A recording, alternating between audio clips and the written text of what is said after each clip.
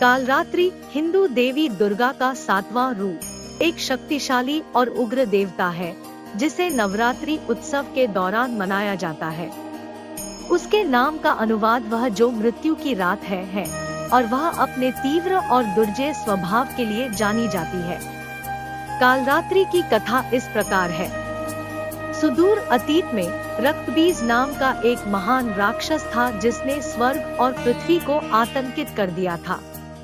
उसके पास एक अनोखी शक्ति थी, जब भी उसके रक्त की एक बूंद जमीन पर गिरती थी तो एक डुप्लीकेट रक्तबीज प्रकट हो जाता था।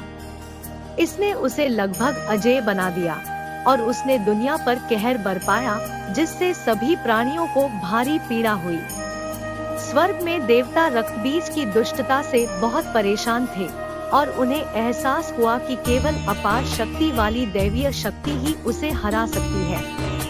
उनकी प्रार्थनाओं और विनती के जवाब में देवी पार्वती ने कालरात्रि का विकराल रूप धारण किया। कालरात्रि को अक्सर गहरे रंग, जंगली बिखरे बाल और डरावनी अभिव्यक्ति के रूप में चित्रित किया जाता है। उसकी 4 भुजाएं हैं और उसके हाथों में एक क्लीवर और एक घातक लोहे का हुक है, जो अज्ञानता को दूर करने और बाधाओं को दूर करने की उसकी तत्परता का प्रतीक है।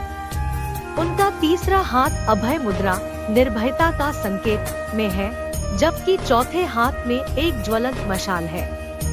कालरात्रि गधे पर सवार होकर रक्तबीज के विरुद्ध युद्ध में उतरी। उनके भयंकर टकराव में उसने अपना क्रोध और उग्रता प्रकट की, जिससे रक्तबीज का अत्यधिक खून बहने लगा। लेकिन कालरात्रि भी उतनी ही चालाक थी। उसने अपनी जीभ बढ़ाई और रक्त की बूंदों को जमीन तक पहुंचने से पहले ही चाट लिया। इस तरह उसने राक्षस को पुनर्जीवित होने और बढ़ने से रोका। अपने अथक प्रयास और दृढ़ संकल्प के साथ कालरात्रि ने अंततः रक्तबीज को हरा दिया और उसे मार डाला। उसकी जीत से देवताओं और दुनिया को राहत और शांति मिली, क्योंकि वे अंततः राक्षस के अत्याचार से मुक्त हो गए। कालरात्रि की कहानी अज्ञानता, अंधकार और बुरी शक्तियों के विनाशक के रूप में उनकी भूमिका को दर्शाती है। वह निडरता और विपरीत परिस्थितियों पर काबू पाने की शक्ति का प्रतीक है।